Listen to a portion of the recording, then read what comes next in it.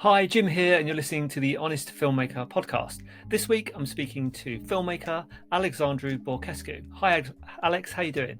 Great, great. Yeah, finally somebody pronounced my family name almost perfectly. So yeah, it's Almost perfectly. A good. bit of practice, a bit more practice, I'll get it. Yeah. So thanks for chatting to me today. Tell me a little bit about how you got into filmmaking. So how I got into filmmaking, um, as mentioned on other interviews, I see it more as just a way to express myself. So I was never, even though I went to film school and all that, so explore the traditional way to get into the industry and whatever. I always saw it more as a way to express myself. Like I always put something behind my films that raises some questions. So yeah, I don't consider myself. I'm not trying to be this career filmmaker guy, in the industry. So it's all came Yeah. natural. It's just the art dimension I choose to express myself with. I'm also like a poet and a writer. So it just I don't know. I guess I'm I'm gonna end up this multi-faceted artist in a way. So, but yeah, but filmmaking would like it to be my main uh art, let's say. But it's also the hardest to make. Like you have to wait forever to get the funds if you ever get for a film. So yeah, it's hard to pinpoint exactly. Yeah. So filmmaking is one of many. So you're more like an artist who concentrates on all these different things. So I was looking at your IMDb, and it looks like you've literally just started your filmmaking with a feature Oh film. yeah. Have you have you shot shorts, or did you just go straight in with a feature? I This is one of my main rules, like do what you feel like doing. And when it comes to shorts, I keep hearing about people who make the shorts, and I consider that, and I tried some in filmmaking school. It's just that I was in that COVID years studying in UK in that COVID year, so yeah, everything was shut down. Um, but yeah, shorts don't really attract me because I'm trying to put some pressure on and get my views out there about society and stuff like that. So I need that impact that a short doesn't really have, in film festivals or whatever. Yeah, and well, I was lucky enough to have some of the funds to complete the principal photography to shoot the actual scenes. So I just went for a feature film, and but yeah, I wouldn't recommend that to anyone because it's insane. Is to do it all alone independently. It's literally insane. Like you can invest, especially if you're gonna put a decent amount of money into it.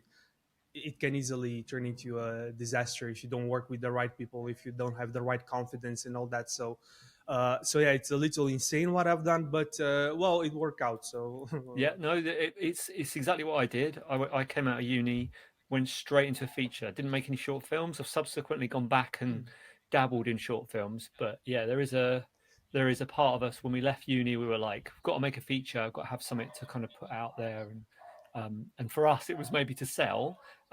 So your movie's called Sex Before Church. You just mentioned money there. So did you fund it yourself, or did you do Kickstarter? How did you get the film funded? yeah, so I got lucky with the Bitcoin stuff in that period. So I had enough to shoot it. And now we are doing a Kickstarter that because yeah, I run out of money for post production. So everything is almost already done. I'm waiting for this Kickstarter to see how it goes. We still have over 32 days of campaign more, whatever. And we're at almost a third funded, so not bad.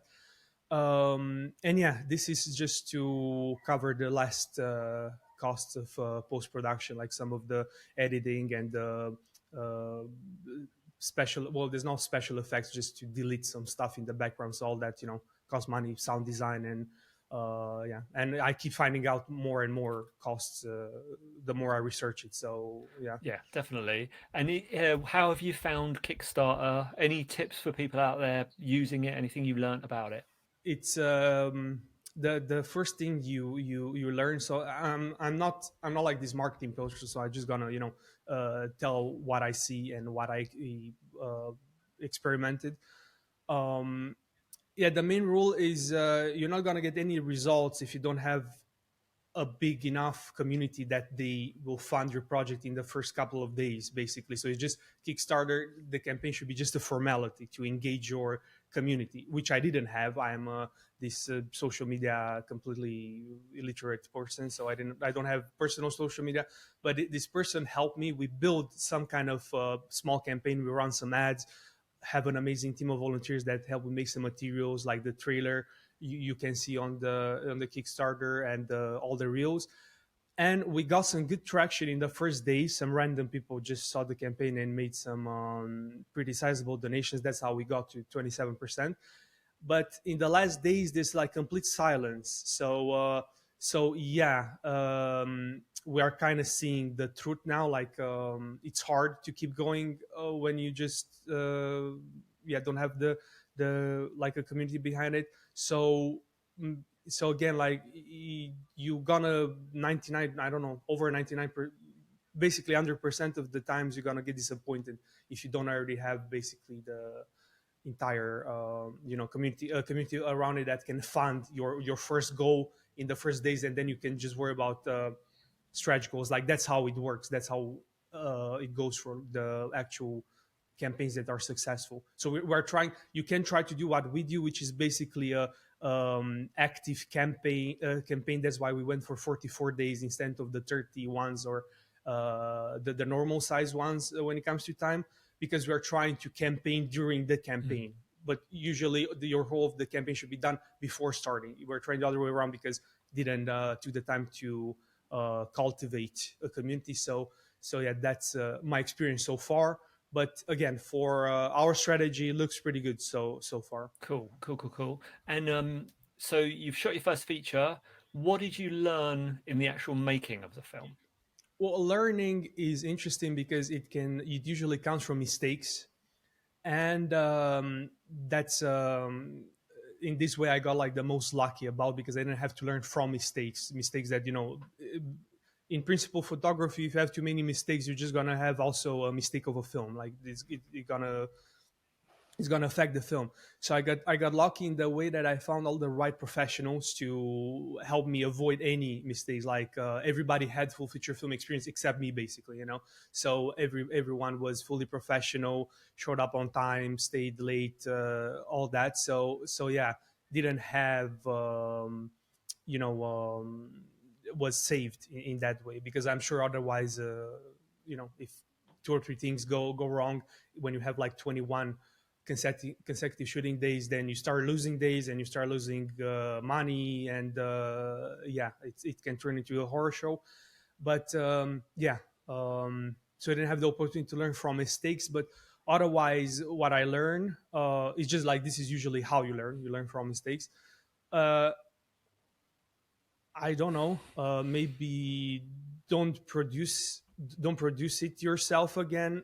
I don't think I'm gonna be putting my own money. I mean, I don't see how I'm ever gonna get my hands on like on amount of money that can support a full feature film. So that's not even an option anymore, anyways. But yeah, it's very stressful to be the producer, because I self-funded again, and the director, and as a director and producer, you are literally then involved in every single decision making, because you're the director and the producer. So yeah, those two positions should cover all aspects of the film. So you have to be careful and think about everything. So yeah, it was extremely stressful. So that's what. But yeah, you don't have an option at that point. So it's not even an advice. Like what I'm gonna tell you. Don't produce your own film when you can get a producer. Like So that's just Yeah. it.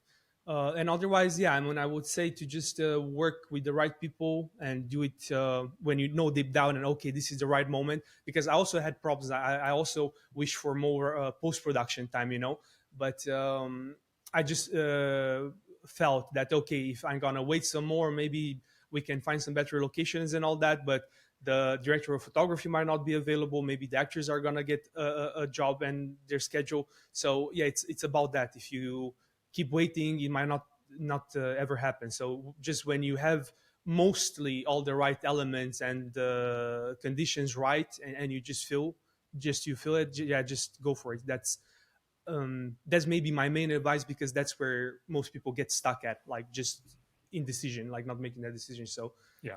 maybe I will go with Go with that. that. So from that I picked up, get a good team around you who know what they're doing.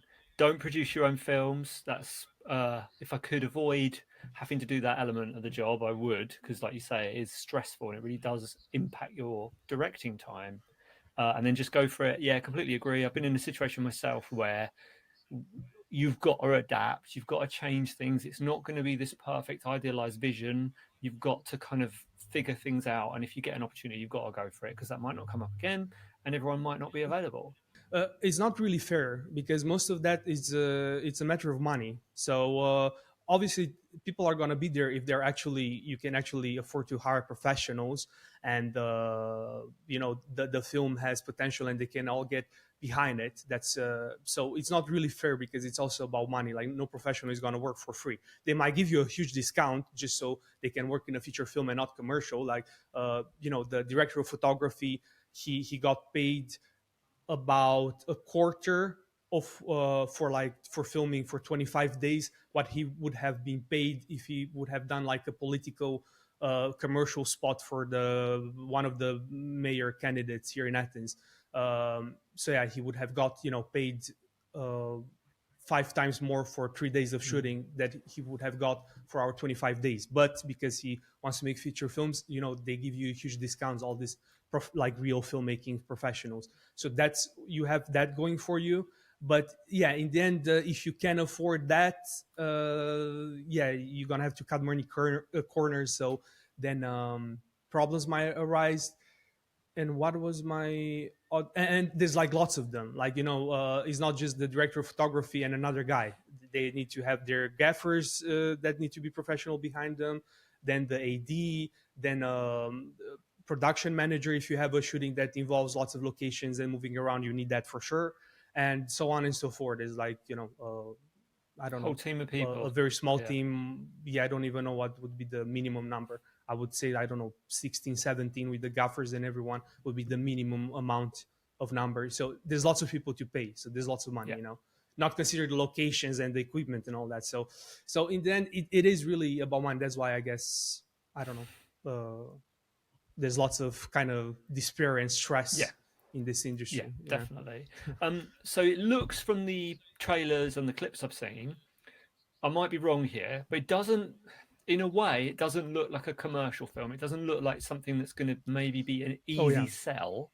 So, am I wrong? I might be wrong there. It might be an easy sell, but if it's not, what are your plans for sales and distribution? Are you kind of going to worry about that when you get to it, or have you got an idea of how you're going to pitch it and get people to get eyes on the film? Yeah, you put the answer out there. So when you do basically everything on your own when it comes to the organization of the project and the production side, you don't know it. So, and you are busy at the moment with the current stage, so you don't have even time to plan for the next stage. So when it comes to distribution, um, I already saw the rough cut of the film, so I know it's gonna stand on its own, So that's important. Like, I don't have to try to think about how I'm gonna sell a fake product in which I don't believe. So it's exactly the film I wanted to make. I'm very Mm. proud of it. So I don't really have that problem. Again, I'm not gonna try to finance my next film, so I'm not. I'm not, I don't worry about how much money I'm gonna make. I'm just worried about if the film is gonna be good, which I'm already, at least for myself and for about 10 people who already saw it and gave their reviews. I know it's gonna stand on its own, and it's a it's a real film. It's not trying somebody who's trying to make a fake film like many people do. It's a real film with real emotion that just stands on its own, and I know it's gonna stand the test of time and all that. So when it comes to the art side of it, job done.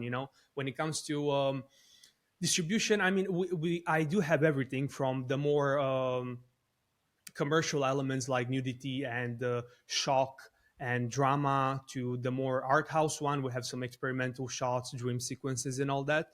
um, so I should have all the elements to get some money out of it. Like, people are gonna want to see it. They're gonna. I have the motivation to give them, like to show them the film just looks interesting. Besides that, the cinematography and all the basic stuff looks also good. So yeah, I don't worry too much. I'm just trying to finish it, and then because this is another thing I learned, don't expect help for anyone. If you do a thing on your own, be fully prepared to have to fully finish it on your own, at least to fully finish it, like to have the actual final cut with all the bells and rings or whatever that saying comes. Because producers are not going to understand your rough cuts. Like I show the rough cuts to some people, and producers come with their editor to also have their opinion, know if we should get involved or not. Like I had some producers considering covering the whole post production, and they don't understand it, but the editor actual, because he has a filmmaking brain, producers don't really. They just look at the what names you have and what budget you spend on the film.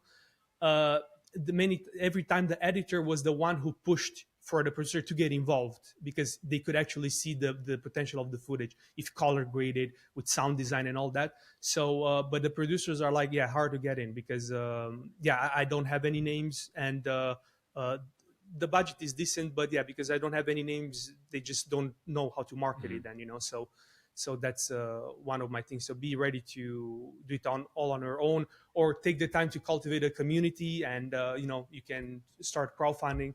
But yeah. So then I'd say, so it sounds like you've got a lot of faith in the project, you've got a lot of faith in it as a film, and you're hoping that those key elements you've got are going to help you find a good place for it to live and get sales and distributed. Have you thought about film festivals? Is that going to be a big part of your strategy uh, for getting the film out there? And have you got any in mind, or how's that working for you? I mean, that's how usually, stereotypically, filmmakers imagine that it goes. My problem is that nothing went how I imagine it, so far. So I have like, the teaser, everybody likes the teaser and stuff like that, but it's very hard to get people involved in your own personal project, because it's your own. So it's kind of makes sense even. But yeah, I mean, still, obviously, even for vanity reasons, I would like to go to film festivals, to just be in a room with a bunch of people who actually are watching my film and feel their energy and all that. I think it must be an amazing experience. And yeah, and but otherwise, we imagine that we go there and our film is gonna get everybody's gonna applaud our film and stand up, and then this I don't know, group of producers are gonna come and hunt you and give us your film, and they're gonna be there.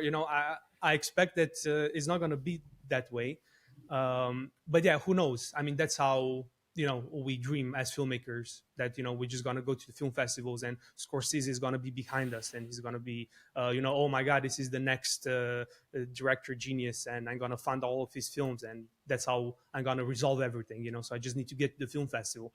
But again, nothing worked how I imagined so far. Most of it worked in a positive way, just different. So we'll see if what effect the film festivals have. Yeah, we'll see soon Yeah, enough. I mean, my personal theory on your movie is that it would play well at festivals, and that if you wanted to attract a good art house distributor, it's not going to hurt you getting into maybe a couple of bigger ones. So I'd personally Yeah. really think carefully about targeting those bigger festivals, rather than, you know what it's like, you can have a million laurels on your poster from lots of different little ones, doesn't make a difference. If you can get into one of those big ones, I think with the premise you've got, and you've got a bit of intrigue, like you say, you've got that kind of erotic side to it, I think you'd probably do well at those festivals. um, Talking about that, so it's called Sex Before Church. I haven't seen the movie, obviously, but I'm assuming it involves some intimate scenes. How did you approach shooting those? Have you got any tips for people shooting scenes where people have to be intimate? Well, that's all about your approach as a director and the relationship you have with the actor, especially if it's a female actor. Yeah, both actors ask for nudity for both actors, and I just think that the whole question is if it's necessary. as long as it's necessary, and that's the script. Like, I don't know, blue is the warmest color, a very famous, infamous, notorious, whatever you want to call it, film that has tons of nudity and sexual scenes with two very young female actors. Yeah, but they just understood that that's the film. That's the basically the main element of the film. So a good actor that's not like just fully commercial and requires everything, just understands that, and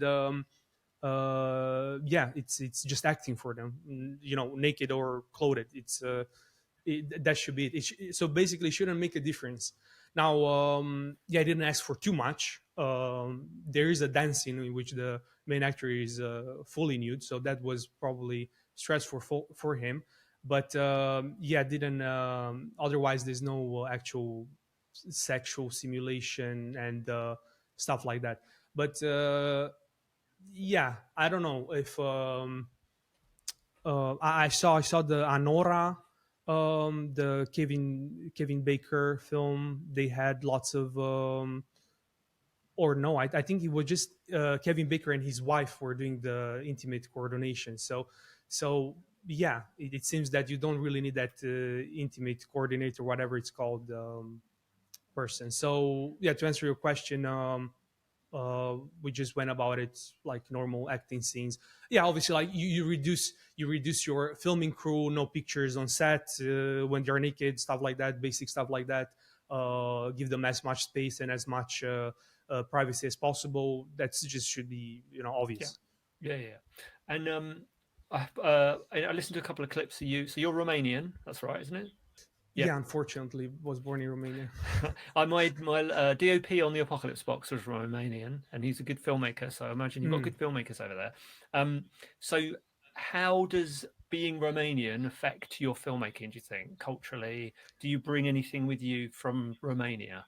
Oh yeah, I mean, I'm gonna like to be this anti-nationalist type of person and be like, oh, no effect Yeah. whatsoever, which, yeah, as country and where I was born, I'm like from the very north of Romania. You can basically see Ukraine from where I was born, like it's right on the border. So it's a very different type of Romania. The Nordic one, like, it's closer to the more Germanic type of cultures and Hungarians and all that.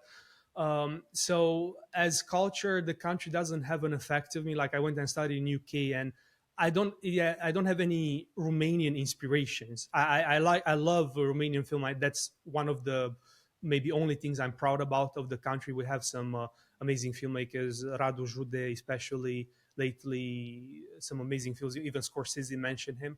So yeah, I'm happy with that. It looks like we have contemporary right now a very good wave of directors and films. But otherwise, so the answer is no. It doesn't inspire me very much. But I film. If you guys are gonna watch the teaser, you're gonna see at the end some sections with kids and nature and stuff like that. That was actually filmed a year later, a year after the first main principal photography in my hometown, and I did use the cultural, many cultural elements, like the our famous because where I'm from is like a cultural hub in the area. So we have like many traditional, very old houses, like 100-year-old houses. So I used all Mm. that and our traditional costumes. So yeah, I used all that because it just fit the energy of the ending I want to do. So it's not really Romanian. It's just more traditional, yeah, uh, Eastern Balkan traditions aspect. So in a way, I want to say no, it didn't affect it, but otherwise, like, I literally have it in my film, Mm. so it's hard to say an actual categoric no. Yeah. Well, I think what I'll do is I'll get Andre, my DOP, Romanian DOP, to watch the film when it's finished, and he can tell me if he thinks it Mm. oozes Romanian culture, or at least it's had some sort of perspective effect on it.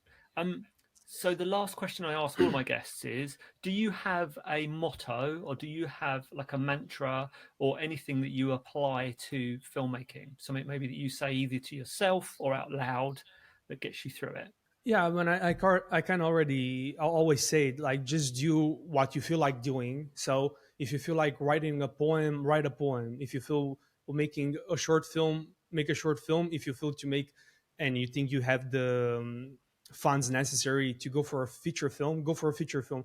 So just do what you know that the energy that you can put out there it's capable of. You know, that, like, the energy that I have was feature film energy. Many times I have these ideas that transform themselves into poems. Some of them transform into other feature film scripts. You know, so just do what you feel like doing, and what you know that you are financially capable of doing. A poem, you don't need anything to do that. A feature film, you need people fight for their whole lives to get somebody or the industry to offer them a budget to make a feature film. So that's it. Which is basically instinct. Trust your instinct. Like, that's yeah. In other words, what trying to express here. I hope that was useful. If you're interested in learning more about micro and low budget film production, I suggest you check out How to Make an Indie Feature for $10,000 with Sean and Taylor King. They've pretty much got their own little production company and studio set up, and make a film every year, get them out there and actually make profit on them. So it's a really interesting chat. See you on the next one.